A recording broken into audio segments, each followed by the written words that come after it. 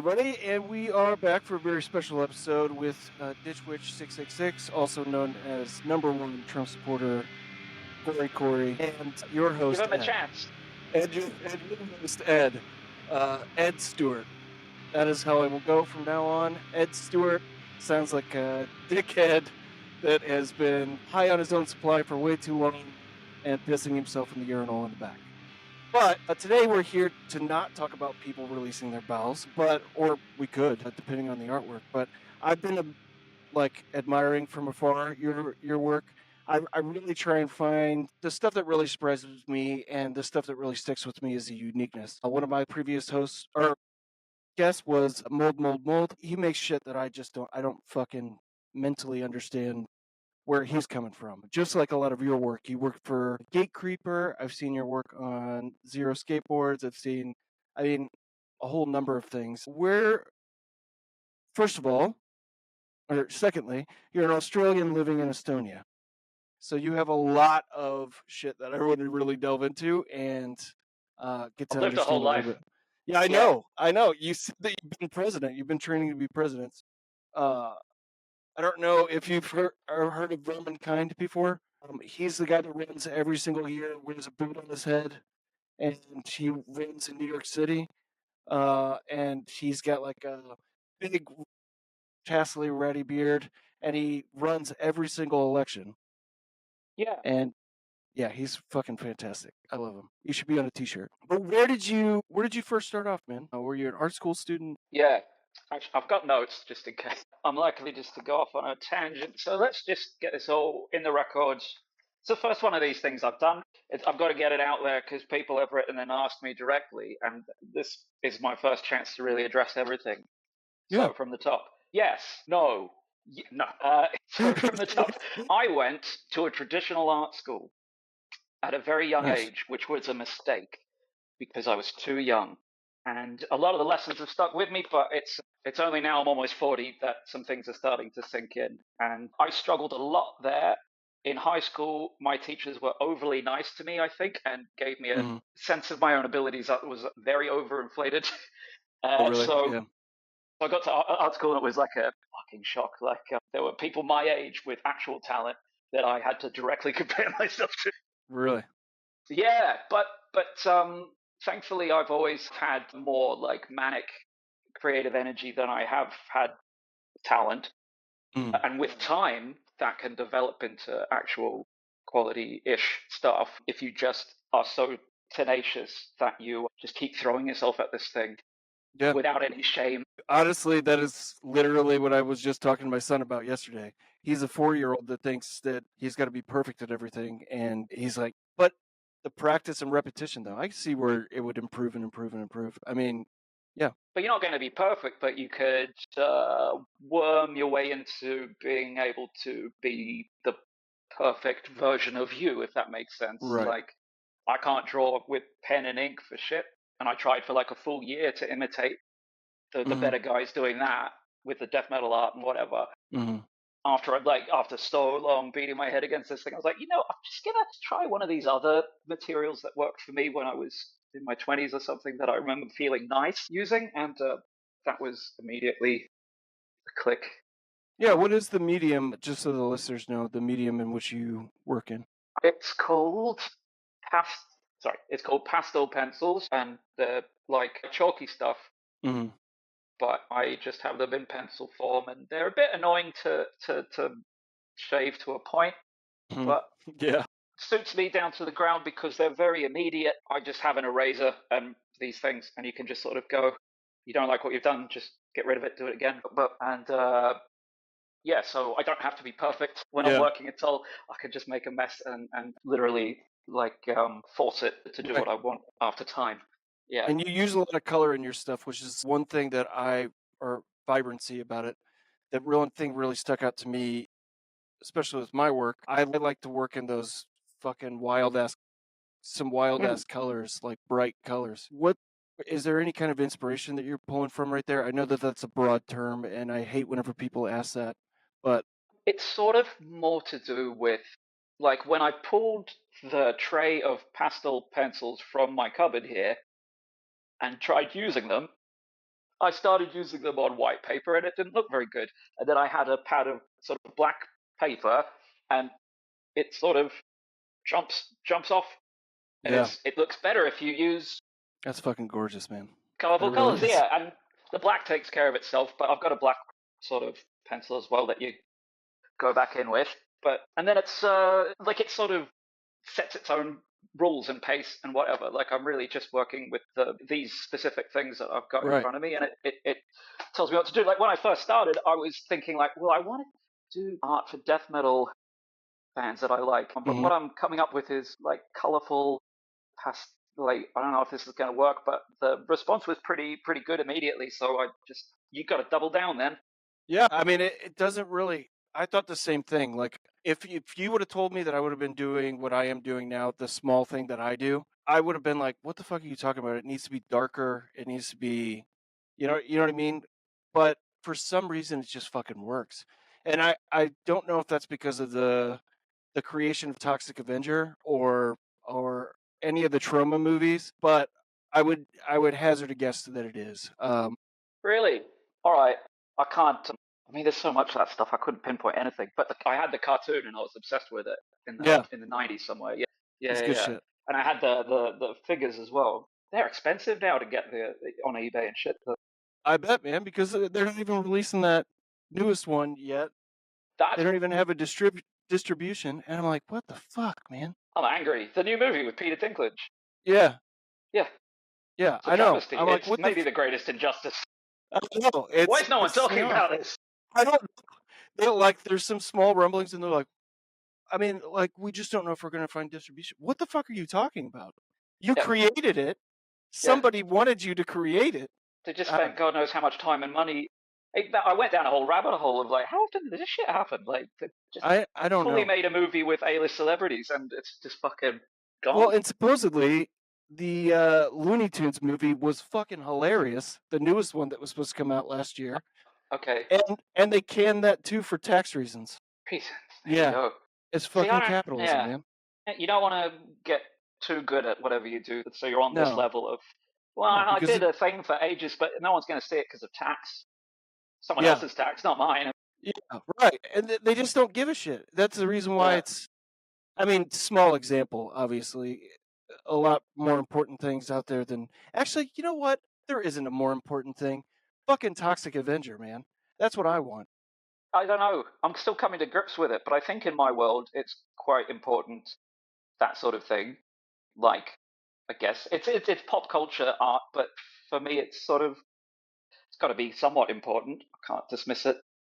Well, and all I'm saying is there's no threats on this podcast ever, but I would say if there's a CEO of Warner Brothers or anybody what's your fucking back nowadays, yeah. Release that movie. You gotta yikes. And especially with a scarf on like this and a hoodie on, you won't recognize me. I look pretty distinctive now, but yeah, terrifying. Toxic Avenger. Remember I've never fired a gun either, so it would be a slow, messy death. It would just be a bludgeoning because I'd get frustrated. I'd throw the gun at you, kick you in the shins. Yeah, no. Elijah Wood looks like the Penguin. Thing I've heard on this pod so far: kick you in the shins. No, yeah, man. I mean, it really is unbelievable the type of shit that capitalists fucking do just to save a buck. But okay, now that we lingered off into that, I'm not good at keeping us on track. No. Should I tell you about my past? I don't know. Honestly, that's the whole point of this pod. It's not regimented. I hate it. I send out the email because I want you guys to think that I'm on top of my shit. But really, I really just want to have a real conversation. I don't want to have any of this like fucking, how do you feel about flu? You know what I mean? Well, I watched a few as well, like Nick Borelli, that Mold. He doesn't follow me back. But I've been obsessed with him for a very long time, and he's a genius. But I watched his one and a couple of other people on yours and a couple of other things. It's I'd like to think I'm very original and unique, but I've got to say everyone's story is kind of the same. Yeah, I went to art school, and then I sort of lost my way, but then I found it again, and now I'm good at it. Yeah, and it is. And that's why I'm like, I would rather the bullshit in the mix, right? I would rather sit here and talk about kicking CEOs in the shins and... I can tell you, you can actually be total garbage at whatever you want to do for about 20 years and then lock in. It's weird, but it happens. It can happen. I can give hope to people who are 37 and going, like, hanging on for dear life. Like, please, something change. Yeah, I'm 38, and I need everything to change immediately. But yeah, I mean, I think whenever it comes down to it, though, we're all kind of broadening our eyes a little bit to all these different little small things in the niches within the niche, and we're starting to be able to connect the dots. And uh, I think that there are a lot of misguided minds out there that think, "Oh, this is unattainable," or "This guy is just a god and amazing at what he does, and that's just the way it is." You know what I mean? Like, I hate that way of I thinking. can say I was tattooing for 8 or 9 years, and it wasn't clicking. I started that like 29 or 30 or something, so quite late as well. And that's like supposed to be a dream job. But as the years went by, like from the start and then even to the very end, I was like, something's not quite right here. Yeah, Like it it's just didn't just not feel. got it. And which is what you want to hear from a tattoo artist. Yeah, but it's got to. I'm going Yeah. straight to hell for Yeah, some shit I've fuck done. it. But yeah, but then it was literally like just randomly finding probably one of our guys like doing some weird conversion kit bashing stuff and going, that's awesome. I could draw that. And then also somehow making the connection with, I own 500 fucking band t-shirts. Why Yeah. don't I just kind of, wait, if I do that, death metal and Warhammer, do those people like each other? I used to play Warhammer in high school. I was really obsessed with that. Oh, I'm obsessed with it again. Yeah. Yeah. Which I've That's now awesome. learned is like a lot of people's story as well. Is like, so you kind of literally all these dots connected 2 years ago or a year and a half ago, and it's kind of, you feel like a Just bit of clicked. an imposter or something, but at the same time feeling like incredibly authentic and like, no, I know this shit. This is my world. I've not fucking touched it in 20 years, but yeah. Yeah, and I think here's the other thing too. I think a lot of people are scared to say that they are an artist whenever they do stuff like this, or that they're just scared to label themselves as a thing because they don't consider themselves that. With the miniature painting and the kit bashing, and Yeah. man, I've got to say, I don't know if anyone. I was thinking it the other day. Wait for it. While I'm thinking about what I'm supposed to say, Yeah. this. I love my mug, but it's ridiculously big, isn't it? I'm That just is a noticing big on mug. It's the a very camera, like I look American. like a fucking idiot. That looks like a very American mug, as a matter Really? of fact. Yeah, I need that. So I was thinking with the miniature hobbyists like yourself and totally not panicking. I don't know his name either. And That's Matt. Matt, yeah, that's right. And we are in communication on Instagram. I haven't asked what his name is. Yeah. And Mold, and a few other, like a lot of other guys who I only know by their Instagram names. But like, I would say that for me, as a someone who went to a traditional art school, what you're taught there about what art is and Hmm. the right way to be in your head and to be practicing it, I see it in what's going on with the miniatures more than I see it in sort of design or when I was a tattoo artist or whatever, Right. because you're using mediums and exploring more than you are trying to more than you have an idea of an end product and just trying to hit that. Right. You're exploring Yeah. through the medium and sort of letting mistakes happen and just And they letting your suck. style evolve and find itself. That's art. That's like what's supposed to be in galleries. That's what artists do. And so it must feel good to do it. I've only just started painting and stuff a couple of Yeah, I months saw ago, the but couple of Skaven that you had. Yeah. it's Didn't you funny. paint a couple? I went straight in hard with the oils and varnishes and fucking smash and cover it in effects and fucking dirt everywhere. And within a couple of months, I'm just using GW acrylics. No, not even one oil wash anymore. I've just, something's happened and I've gone, actually, I don't need any of that. And I like having control and I can do a lot of cool stuff just with these things. And when something like that happens, I'm like, well, it's not cool, but if it feels right, then I guess I have to keep going that way. I managed to get to a point that I'm really happy with just using the GW paints, and Yeah. they're like, I don't know, they're not. I haven't used any oil washers or anything, and I'm finding it like I don't know if they're any better or worse or good at all, but Yeah. like it feels really good, and it feels more satisfying as I go. So I'm just sort of following that. Like, why would I throw in an oil wash if it isn't working for what I'm doing? Right. Not thinking about it, like, but I'm getting results that I'm happier with going down this path, which is, it doesn't make me cool, and I'm not very grimdark, and I'm sorry. No, who gives a shit? Yeah, no, it's the fact that you're painting them, right? Because here's my thing. I never thought that I had my first miniature that I ever painted. I never thought that I would be any good at this at all. This was my first miniature. What, all there? Yeah. Yeah. And I have so much fucking gloss and shade on this. I'm like, what the fuck is this? My gloss, my high gloss, is what it's called? Varnish, yeah. And my white spirits look exactly the same. And for the first few weeks, I was thinning my paints with gloss. That's some fucking shiny wraps. Yeah, Jesus Christ. It didn't look bad either. I was like, wow, this is weird. They look like wet to the touch. Yeah, these I was fucking expecting this to be handling a lot different. Why are they sticking to my fingers? I don't know. The stickiness is what got me. I'm like, this is still sticky 2 days later. There's These no oils are way. weird. Yeah, this is fucking so strange. No, that's great, man. So you started getting into painting stuff. Okay, let's get to the birth of Ditch Witch 6. So Can I do a quick impression before we move on? It's going to be very much for this niche. So when I started, obviously, you're looking at a lot of tutorials just to get a sense of things. Grimdark Compendium, my almost bestial approach. Is that his real voice? That is his real voice, I think. So good. I know. But distracting and kind of... No, I don't... You know, it's impressive, and also you kind of stand on guard a little bit. I don't know if he's going to rip out of the TV screen and, like, grab my throat. Yeah. History of Violence type shit. Good evening. Eastern Promises are like, Jesus Christ. No, it's, I was thinking the Count on Sesame Street. Yeah, that's true. A little mix between Vlad and the Count.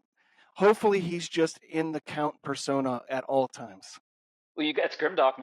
I mean, he couldn't be more grimdark, right? He just needs to have more feathers around his... Well, I like the, one I watched, I think it's one of the introductory ones, like, I have an almost bestial approach. And then he very carefully starts wiping the miniature with a cotton swab dabbed in just a little bit of minerals. Like, yeah, man, you're a fucking animal. Jesus Christ. Whoa, stay back. How dare you? If he saw me paint, he would vomit. Jeez. Oh my God, what are you doing? You're murdering that miniature. I used to paint with oils at art school, and I just would smash it on. So I was doing that, and just like not at all watering them down. Yeah, and he's just like quickly lined up. Quite for it. You can't see it. Yeah, he's a maniac. I want to say I would love to have him on the show as the Count from Sesame Street, in full garb and everything. Fucking pay good money. I'll pay $1,000. I'm putting it out there in the ether right now. $1,000 for Grimdark Gravis guy. I had to get that off my chest because I watched those videos and I was like, I think this is hysterical, and I've got no one to share this with. No, now I'm going to. Usually, what I do is I reach out to people, right, like yourself, and I ask them for interviews. Now, what I'm going to say is, Ditch Witch 666 called you out on the pod, and I need your response. And I'm going to start what people would call in America as a rap battle, essentially. Right. Okay. So yeah, it'll be it'll be good. I'll develop a bit. I think I'm going to go with something like 1 filter wash, 2 filter washes, 3 empty my white spirits. Just do 1 heavier one. Yeah, that's good, man. Now I'm definitely gonna start this rap battle. All right, yeah, man. First of all, if you don't mind me asking, how did you go from Australia to Estonia? And please tell me it's because you were outrunning the law. Sort of, almost. Really? Just nothing was working for me in Australia. I went to art school and I tried to live a normal life and get into it, and nothing was going. But eventually I came to Estonia just traveling around, and I met my wife, who I'm still married to and live in my house with. Nice. We've been together for 15 years or something. So I moved here like 2010. Damn. And I've gone back sometimes, but yeah, I was tattooing here mostly, and yeah, I've sort of made it work as an artist here because I would not be able to do that in Australia, I think. And I made the transition into just like I do drawings full time. I just don't leave my room, and that can work here. That's awesome. I can live off very little. Yeah. In Australia, no fucking chance. Not that it's cheap to live here either. It's just with my wife and whatever, we can manage it. But I got out of Australia because, God, how deep into this do you want to go? Do you want to get into mental health and shit? Oh, because I don't have to. No, I prefer it personally, especially for this pod. About it, I know, but you just, All you right. know. Well, you've heard this story before from many people probably, but diagnosed with ADHD at 34 and then autism at 37, or, on the spectrum, whatever we're calling it, ASD, whatnot. And the ADHD diagnosis made things a bit clearer, but then with the autism one, and the doctor saying, like, oh, for you, they are two separate entities doing a tug of war. Yeah. Oh, yeah, that's what it feels like. Yeah. So that has really helped. So, yeah, in my 20s in Australia, things not working. This is because I was, driving what I thought was a car, but it was a tank, and I didn't have the instruction manual in front of me, and I just was ramming into people and going off the road and shit. Like, and everybody's saying probably everything's fine. Learn to drive! Yeah. Learn to drive, you an idiot! Yeah. Yeah, that's the best way to... doing. I'm trying to do what these people are doing, but I keep drinking a lot, and yeah, and making a mess of things. But I guess the last 2 years with the art, the Ditch Witch thing doing well and whatever is a pretty good indication that with the diagnosis and stuff, I've been able to make some actual good life decisions that have resulted in positive improvements. Yeah. No, I totally understand that. I just went through that not obviously. Yeah. Like you said, everybody's got the same story. Everybody in our world, I'm sure. And I know a lot of people now that have been diagnosed in their 30s, but I know a lot of creative people because I don't hang out at the yacht club with a bunch of crotchety old to the fucking club white with men. Yeah, exactly. We are still probably, what is it, like 1, 3, 5% of people have ADHD and or autism, and I think that's still the case. It's just that, well, in our circles, it will feel like everyone's got it because chances are, if you're quite creative and also a bit of a mess, maybe, then... Exactly. And yeah, I mean, I honestly found some happiness up here in Washington. I was a punk rock kid that made a decision to not work 3 jobs and go to school. So whenever you don't have anything else, in my country, you join the military. And I was in the military for 14 years. Don't knock it. That's Maynard, right? Yeah, I really don't know how I lasted 14 years. That's a while. Yeah, that's a real long while. I don't know how he did because I should have gotten kicked out multiple times as far as my disregard for authority. I really hated authority for 14 years, but now that I am free of it, now coming up to Washington, moving from Texas, that shithole. No offense, Bill, but your state sucks ass. Same to you, Gabby and Sam. I'm not saying. Cole. Yeah, no. Anyways, I hear only good things.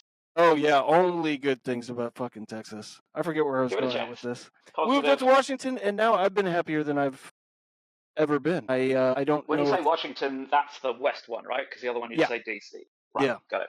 Yeah, West Coast pretty much right now is like a blue wall of give us our own country. They've created a bunch of sanctuary cities and shit. But yeah, I think that really whenever you find it just kind of go ahead. I want to know what happened in that Kirsten Dunst movie where there's a civil war and it was like California and Texas. Yeah, I know. I was like, what the fuck are you talking about? Whoa! Well, and the only reason why they did that was so they were like, no, this is Southwest Festival? Yeah, this isn't going to happen in real life or anything. We're just saying. And it's like, come on, guys.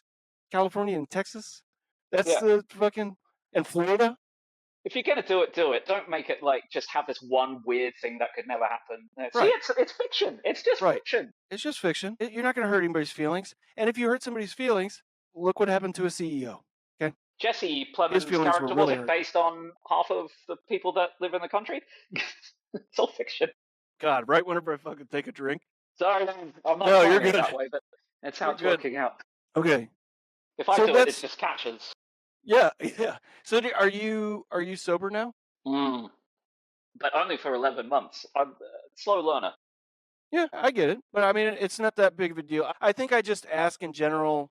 I don't know if I'm doing a census for my own government or right now or what, but I see a lot of through lines, right? Like I had some alcohol related things that I just didn't respect. So like myself, I feel like whenever I mean my dad killed himself, and it's one of those holes where you feel like you just something keeps on fucking happening, and I just drink all the fucking time. Right. Yeah. But I think part of the reason why I brought all this up is there is a brighter end to all of this, right? It's not just you go down that tunnel and you never come out of it.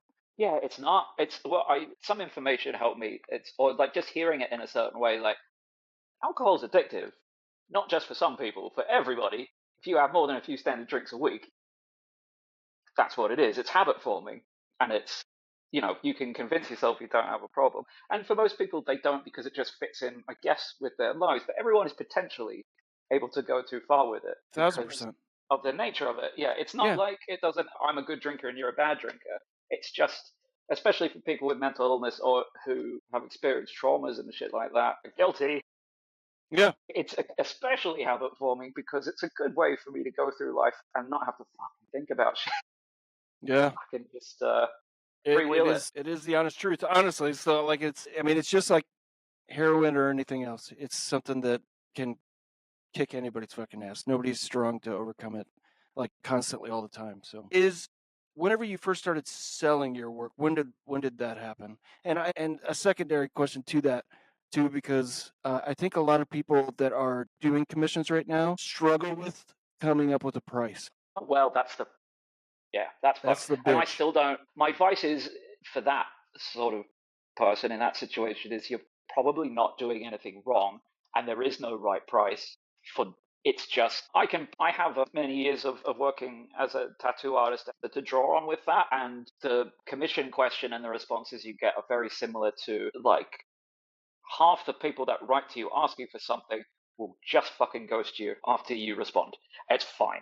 It might be something you said, but fuck them. Like you can't worry, like because I don't know. I'm not sure if it's. I mean, I just had a pretty shitty couple of months with that, and you start to take it a bit personally. But then I just had a job where someone of their own volition decided to pay me hundreds more than I asked for, and That's awesome, man. you know, I said yes because I don't have any fucking money, and that was really nice of them. Yeah. But I think I undercharge for full color stuff. But we're talking about like bands and things and people that don't have much money, so they might be hoping that you say, "I'll just fucking take it," or $20 or something. I'm not charging less than 100 for a A4 Yeah. page I don't. full color guy. I think that's probably too cheap anyway. But I'm just I want to keep being able to sell to smaller bands and whatever, and I want to make it affordable for them. But even that sometimes it like often isn't affordable for them, or they go with someone else, or they've emailed 20 people at once, and you got back to them slower than another artist, or Yeah, that's the fuck it. frustrating thing. Yeah, I Yeah. I could see where that would be a pain in the ass. But I was stoked when I made my first one. Like I posted a picture up of a bloody axe, and then someone from 200 Stab Wounds wrote to me that night and said, "Can I buy it?" And Fucking I was like, I was nervous as shit writing to them, and I let it go for $40, I think. And they were selling that at shows for like a full year. no shit. They're like, man, I need to start asking for a percentage. My God. But I don't because I think as an artist, you're actually you kind of are getting the better deal because if you're making Yeah. money as a touring band, I don't know what the fuck you're doing. Like you're Mm, some kind of fucking wizard. you're It's probably a it's a whore. it's a A dirty losing whore. battle. Yeah, if you break even, you're fucking Yeah. uh, some very good accounting guy. Yeah. Some really good one. You Yeah, know, that's like it's not cheap. It's and yeah, selling the merch is the only thing they got, and that's barely gonna cover the cost of the fucking tours. So I get to keep €100 or something, and that goes straight up my nose. well, No, it's time to not take anymore. care of it. No, It's time to take care of no, business, no. man. I've dropped drinking. I'm only on to Coke now. I'm fucking thirsty though. As long as I don't think about it. Jesus. Okay, I'm sorry. I'm not trying to bring it up. I mean, yeah, man. I really and I got on to the gush about your work in the past, and I'm gonna get with you afterwards and talk about grabbing one of your pieces. But I really want that for my wall. I don't know if you follow Mark McCroy on It rings IG. a bell. He's I got 2 of his pieces up, one from Versterian, and then there's like a Fishman one. He's a badass artist. That's kind of what I mean. How long have you been doing this for? What, like drawing? Like no, not in general. Since the Ditch Witch, essentially the name Yeah. or the creation. Well, I stopped tattooing at the end of, I'm going to say 20, hang on, what's this? At the end of 2022. So 2023, I said, all right, last ditch attempts. I'm almost 40. Last Ditch Witch attempt. If it's possible to make it as an artist, I've heard from enough successful people that you have to just fucking commit. And so I stopped tattooing and was like, all right, I'll give myself a year with whatever little money I've got, and I'm just going to draw every day and post it on Instagram.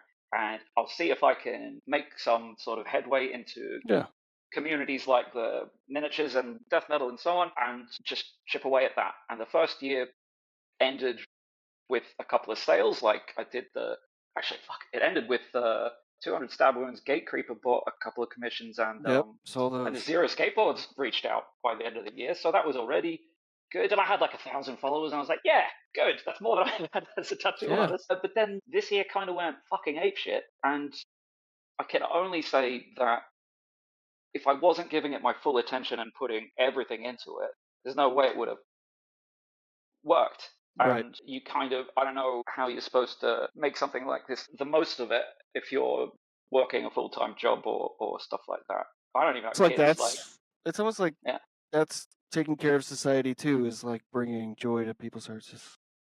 It's a simple, small thing. Should be a livable, not a complete waste of my time.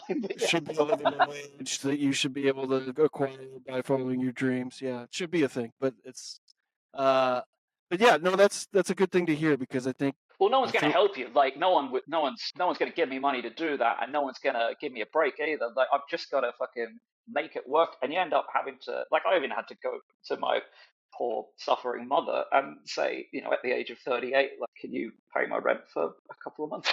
No, but I understand that, right? There should be a livable wage given to people that want to follow their dreams, and can be productive at it, Well, if you've got mental illness in this country, I get €300 a month from the government for that. So, because I'm too ill to work full time, apparently. So that's nice.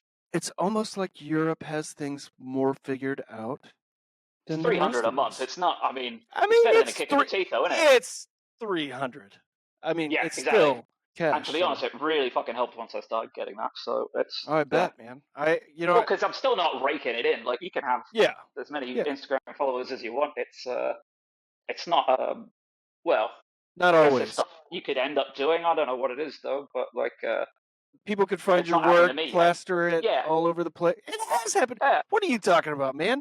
You went from, you said 1,000 followers in 2022? No.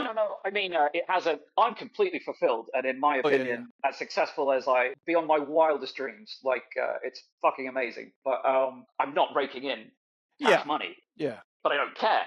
And Warhammer's cheap as an adult. Yep. When you compare it to other adult things, I don't have kids. Other adult things, yeah. I really got to stop buying models. I'm trying to work on my Jesus piece right now, and I'm trying to focus on more trash related things, so that I stop buying miniatures. But that's my which is just sculpture, then, isn't it? Which is one of the most respected fine art media. What's Mold doing? If not, I mean, he's a classically trained artist anyway. But he is.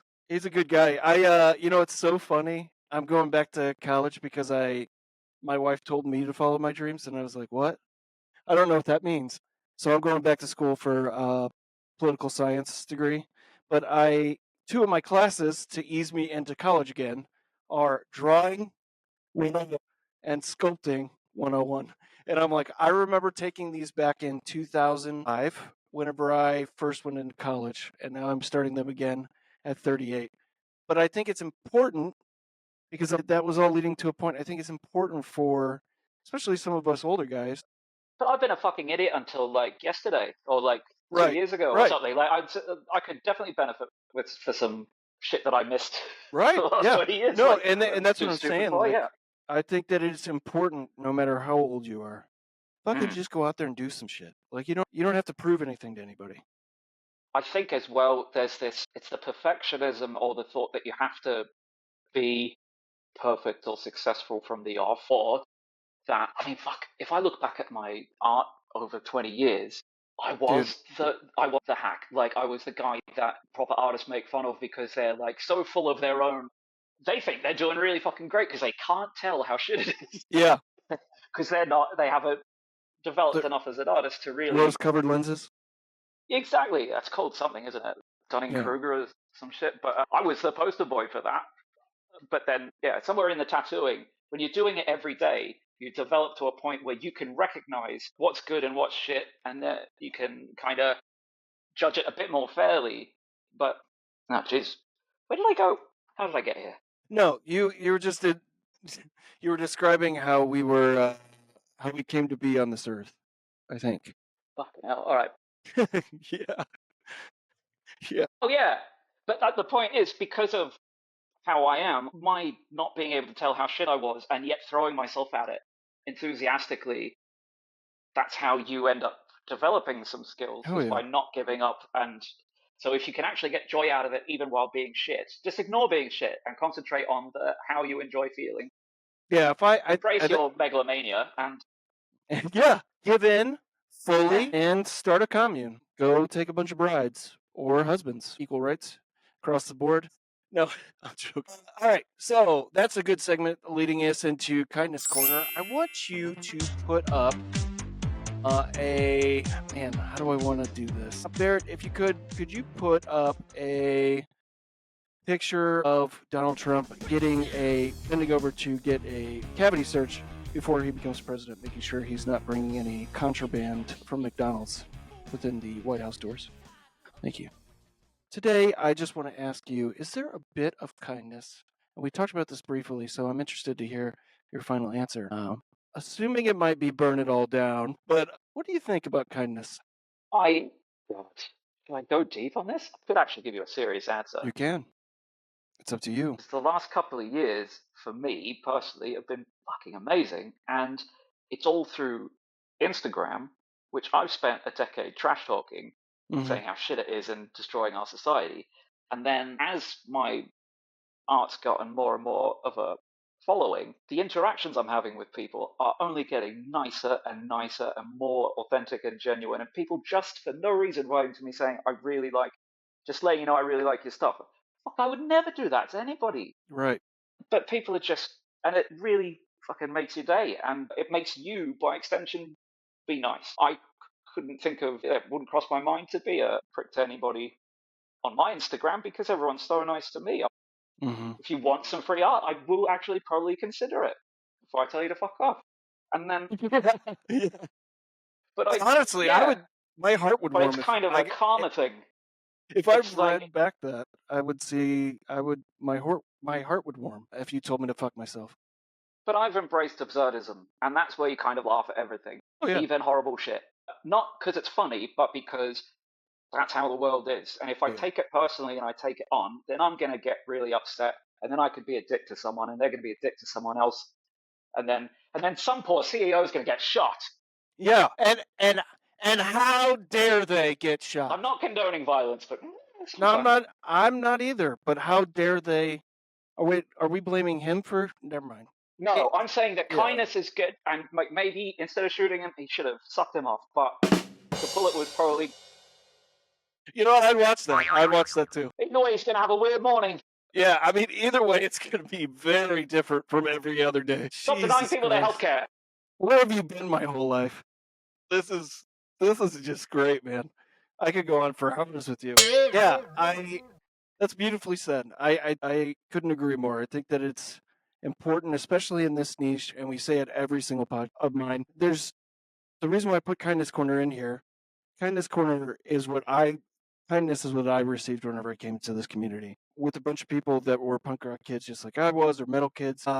And it's a nice feeling to finally have that community that you were looking for all along, that seemed to be all on the internet.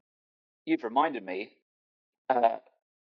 heartwarming was when I read your email and it said something about we do a podcast talking to people in the community, and I was like, I don't know what community he's talking about, but it's nice that I'm in one. Isn't that lovely? And then I You worked are it in a out and I was like, community. well, that's fucking great. Yeah, how lovely. And then that made me think, I've got to say, I don't know if you follow him or not, but it's a couple of mates of mine in Australia actually helped open my brain up to the possibility of stealing ideas off miniature Yeah. pages to draw. But one of them's John from Sydney, and he goes by, I think it's Pastor Illu.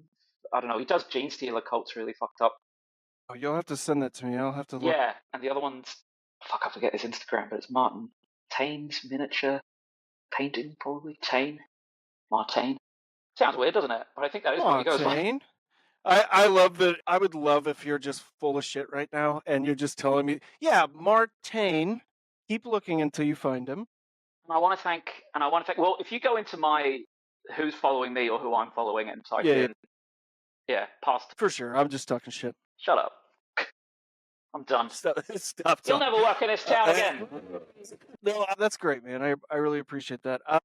And like I said, I do want to get with you because I have one bald spot, and then I need one of your pieces of work. But I can actually, now I've got a platform, I can tell you, I can sell you prints, but I can't give you originals because these are like chalky shit and they smudge and they rub off, and I don't want to know what happens to this in a post if I send it. It's just not worth finding out, I reckon.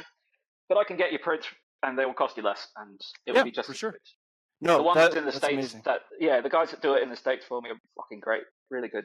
Or maybe one day I'll come out to Estonia and I'll get one that I'll have to hold like this the entire way back home, so that it doesn't smudge. You know what the other thing is that I'm an idiot and not at all a professional artist, and most of my drawings are off-center on the page, or like get out of here. Oh my God, I mean, draw from right to left, and I've got no. We're all the fucked up same, because there's things that I could look at that you would be like, what the fuck are you talking about? Like, it's not that big of a deal, but yeah, I mean, it's not the center of the page. Looking at that thing right now, I want it on my wall. That's all I'm thinking about. Well, that's kind of in the center. It's not frameable, though, is it? Oh, is it? Yeah, no. Yeah, it's frameable, yeah. No, I'm an idiot, and I'm thinking like, oh, but it's going to come in off the edge. No, that's not. Yeah, I mean, you could get one of those floating ones too. Yeah. The last thing I wanted to do you have any plugs? Anything that you're going to be working on soon? Any big news about any new projects? I am struggling to get through a bunch of commissions so I can take a couple of months off and actually take advantage of the situation I've found myself in and try and develop one of these. I guess it's going to be a book about a game that doesn't exist or something. It's probably going to. Oh yeah, like Vermis? Like Vermis? Have you ever heard of that? This is like, for a little while, every comment under something I drew was like, it's just like Vermis. Vermis, yeah, exactly. I mean, there's a new one called. That's a band. No, but I know what you mean. I've just ordered it. I only ordered these the other day because I want to see.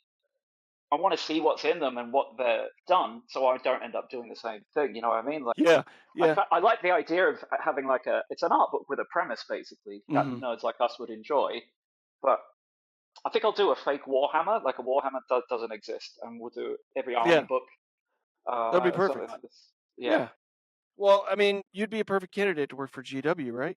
Because I'm not litigious enough. Yeah, fair enough. But you're sued. Yeah, you're done. Well, we've started a community where people love changing and altering our models. Let's completely break with that and punish them. Let's destroy it. Yeah. Fucking awful people. It's a weird way to go. Anyway. Yeah, I know. That's why I was trying to be as absurd as possible. Yeah, it is a decision.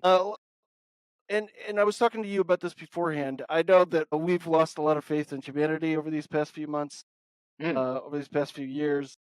One thing that I think is important for everybody in the community who hasn't given up full hope is that these groups in your community actually do exist. I know. I'm trying. I'm really trying. Look, my life's going well, all right? My wife is going well! No, there are these groups out there. You really can find a community, whether it's in the mini community or just a phone conversation with somebody that I admire. I hit him up on Instagram. He said that he would do it, and that was the end of the story. So I think as long as the message from this episode, I think especially, is as long as you keep on fucking doing it and being persistent about it and actually having a cause to be after and aren't a dog shit human being, that you'll be fine. It'll You are one. It'll all come, yeah, it'll all come out in the wash. Like it's one of those type of deals. So keep doing what you're doing. Locally, I don't fucking know if anybody listens to me. I don't know anybody in Washington. But if you're in the Tacoma area, there's a group called Tacomaforall that I'm a part of. They recently just passed a bill last year, helping out tenants and giving tenants rights to actually giving them rights for once. And landlords are more responsible for their tenants. So they can't kick them out in the middle of winter between October to April. Unfortunately, that has to be done. Because you live in the United States. Right, because it's been done. So that's a win. But this year already, the opposition is trying to roll back some changes, trying to make sure that landlords don't have to pay a moving cost if they're just kicking them out randomly for no reason, which is pretty fucked up. So if you think that being a part of the community is a bad thing, I know it's disheartening, but you need to get out there and take care of your fellow human. I think that's important if you can. Thank you today, Ditch Witch, for having me on the pod. You reminded me of one thing. Did you see Elon Musk's tweet about being a CEO? No, I did not. Look that up. He's thrown his sense in on why CEOs are actually really good, and it's not cool. Awesome. None of this. Well, I'm sure anything that he says is going to be fucking great. He's not a fucking madman at all. And you know what's funny? I see Cybertrucks all the fucking time over here. It's like fucking crazy, man. All right, I love you, man. Yeah, nice to meet you. Good. Yeah, I'm gonna fucking look that up. Bring my whole Sunday down. Thank you so much, dude. I really appreciate you. And have a good one. Hey there, this is Barrett from the ATI Podcast, here to talk about what we have going on the ATI Podcast Network. First, we'll start with Waxing On with R&J. The format of Waxing On with R&J is audible selections made exclusively by our hosts and brothers, Ridge Jackson and Jake Jackson. Waxing On with R&J is sure to tickle your inner eardrums with some of the most vile tones you've ever encountered, and conversely, ear candy with pop melodies, focusing on spotlighting underground and rising artists. Waxing On with R&J is another outlet of the ATI podcast community to bring awareness to many musicians' craft. Also found on the ATI Podcast Network, NODNARB'S Closet, hosted by Brandon Stuart of EDAW'S. NODNARB'S Closet is a wing of the ATI podcast programming that delves into the world of roleplay games, miniature painting, diorama making, occasional pro wrestling match watch-alongs, providing commentary with a dash of jocularity and satire, and much, much more. Of course, leading the pack is the ATI Podcast. On the ATI Podcast, we episodically invite guests onto our show to spotlight their talents, whether that's musicians, filmmakers, artists, actors, businesses, even athletes. Nothing is off the table. The focus of the ATI Podcast and its collective creative arms, whether that's Waxing On with R&J or NODNARB'S Closet, is to bring awareness and focus to people's talents. Be sure to follow us across all traditional podcasting platforms, and for the full experience, subscribe to our YouTube channel. Just search the ATI Podcast. Stay safe out there.